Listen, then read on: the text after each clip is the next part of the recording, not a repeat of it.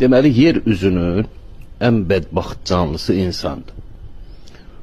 Bax, özümün, bax, ev tikmir, maşın almır, kredit borcu yoxdur, paltar dərdi çəkmir, canım səlsin, işıq pulu vermir, qaz pulu vermir, ondan sonra interneti yoxdur, telefonu yoxdur, az yaşayır, zato saz yaşayır, özüm mənim, buna bax, sən canım, bura mən güləkmişəm, bu güllərin gəlir bura, uçxır bura özümə, ətır burada, lazımdır, gündə bir qarın yemək, vəssalam, biz bədbaxıq, Allah canlıların içində ən bədbax bizi yaradır, özüməm, xoşbəxtliyə bax, rahatlığa bax,